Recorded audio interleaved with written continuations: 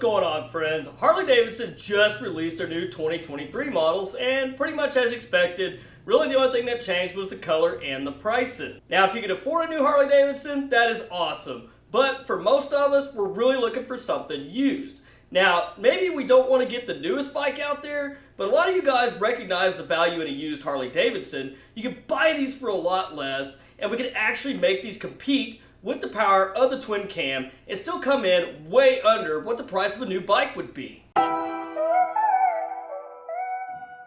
Now, one of the best parts about buying a used Harley-Davidson is that you're not going to have to eat that initial cost. You're not locked into this long payment. Yes, you do have a warranty, but it's kind of sketch at best on basically what Harley-Davidson will honor with the warranty, and there's not a whole lot you can really do with the bike without completely voiding the warranty. Now, if you purchase a used Harley-Davidson that actually has a twin cam engine in it, make no mistake, the twin cam engine is no slouch.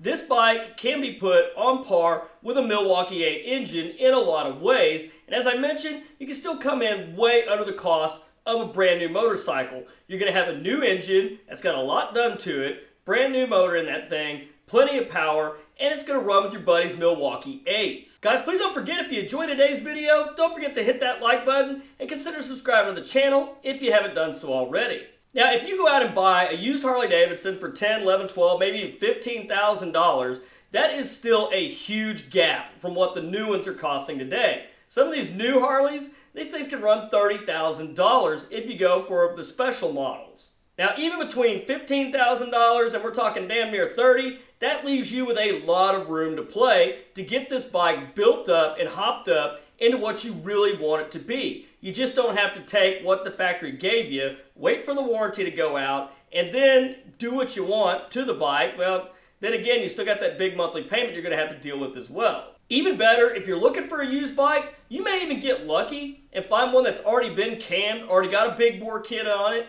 It may already have a bunch of the accessories that you like and want. There's no telling when it comes to the used market. But one of the best targets to hit when you're looking at putting some power in your Harley, just me personally, I like to shoot for 100 horsepower and be well over 100 foot-pounds of torque. And when it comes to a twin cam, it's really not that hard to do. So the idea is buying a used twin cam, you want to get a bike that you're going to be able to put money into and do it pretty relatively on the cheap. Now, there's nothing cheap about it, but less expensively. But you want to get that power on par with a Milwaukee 8 107 or 114. Now, you may not like this, but I would suggest buying a 2007 or newer. That way you can get a 96 or a 103. You can essentially just bolt on what you need to that without having to really get down into the motor and get into some case work and changing cranks and things like that. Now, if you have a used CVO or a S model like a Dyna, the Fat Boy, any of those S models, even that Softail Slim that came with the 110 engine, obviously at a CVO, it's going to have that 110, you're sitting pretty good. Those engines already put out about roughly 89 horsepower, and they get right at about 100, give or take, foot-pounds of torque right out of the box. So that's a really good starting place. Now, the heads on the 110s can be a little misleading. Yes, they do have Screaming Eagle on them, but they're not those real nice ported heads that you see in the catalog. They're the CVO heads. They do have a little bigger combustion chamber, and they also do have some bigger valves in them, but just to clear things up, that is not the Screaming Eagle head that is in the catalog. Now, torque is one of the most important things when we're trying to take a twin cam and get it up there on par with a Milwaukee 8. That's why I suggest going with the 96 or a 103 or even the 110, because these engines are a lot easier to add displacement to. Yes, you could do it with an 88, but the best you can bolt on is a 100 unless you want to bore the cases and change the crank, and that gets really expensive really quick. So actually getting a 96 or a 103, this is going to pay off in the long run and help keep your costs down just a bit. Now, if you already have a bike that's got a 110 in it, really the only thing that you really got to do is change the cam out. You can keep the compression stock at 9.2 to 1, and you can go with something like a Wood TW222 in that twin cam 110. That's going to give you a nice little power boost. With a TW222, if you got an air cleaner exhaust and a tune, you're looking at roughly 105 horsepower and roughly maybe about 118 foot-pounds of torque. That's pretty good. That is right up there, well above what the Milwaukee 8 engines are putting out stock. Even with a cam in them, they do produce a little more horsepower, but the torque is still really on par with that 110, right at 120 or less. So even if you didn't go with a Wood TW222 in a 110, you're still going to be basically limited to about maybe max of 110 horsepower, and the torque's going to float around 120 foot-pounds, give or take.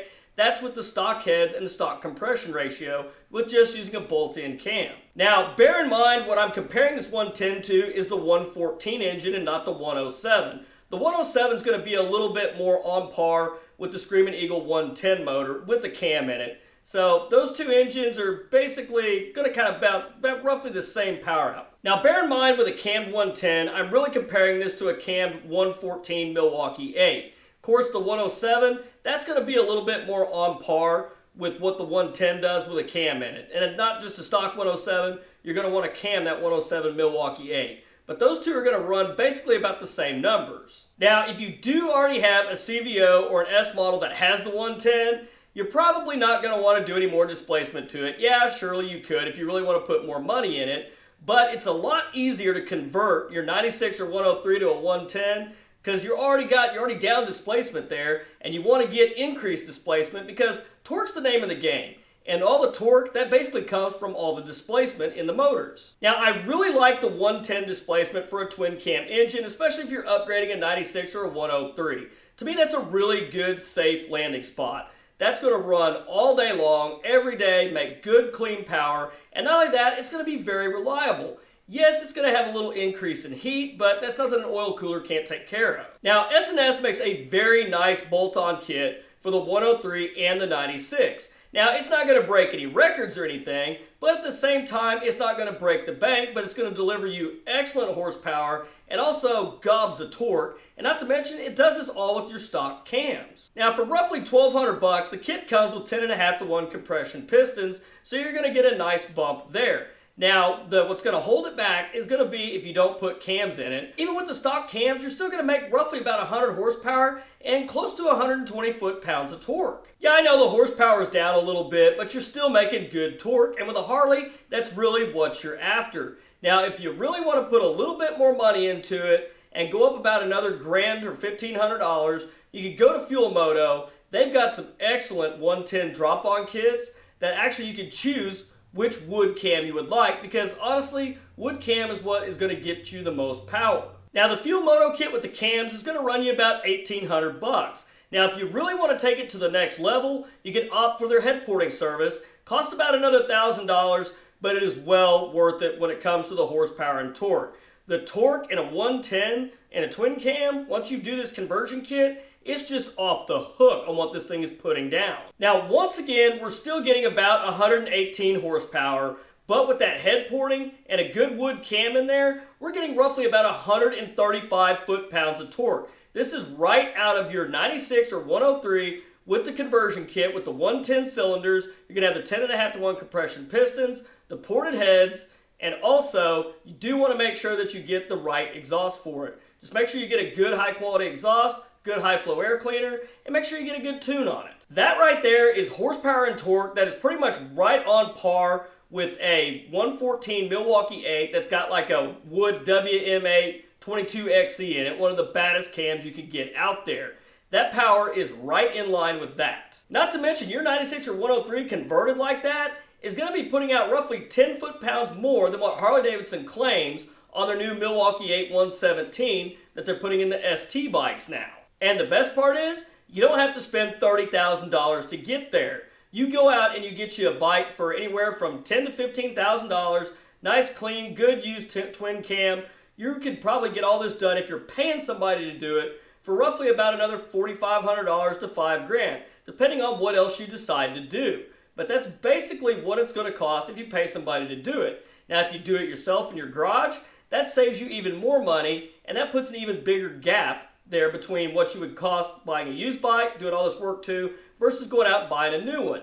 With that cost savings, you could go in there, you could do the cam plate, you could do the oil pump. There's a lot of other different little things and little tricks you could do while you're in there getting this done, especially if you do it yourself. Guys, the newer bikes are not always better than the older ones. You could go out, get that twin cam, put a little bit of money into it, and then have a bike that's right on par with the horsepower and torque of the brand new $30,000 motorcycle sitting on the showroom floor. And the best part is, you're not locked into some warranty, you don't have to use Screaming Eagle parts, you don't have to deal with the dealerships. You can do all this through an independent shop or just do yourself in the garage, get a shop manual, buy the little specialty tools. It's really, really worth it in the long run. And not to mention, there's a lot of benefits to owning a twin cam engine. There's just so much more knowledge out there right now on that twin cam motor. Not to mention, parts are plentiful, they're everywhere. Milwaukee 8's a good motor, but I still don't trust the oiling issue in it, so I kind of tend to lean back towards a Twin Cam 96 or 103, especially knowing that I could convert it over to a 110 and get some monster horsepower and torque out of it. That, as I mentioned, is right up there with the new bikes. But anyhow, guys, I hope you enjoyed the video today. If you did, please don't forget to give that video a like. Consider subscribing to the channel if you haven't done so already. But until next week, guys, you stay safe on the streets, ride smart, dodge those cars, and I'll catch you guys back here next week with a brand new video. Thanks for watching.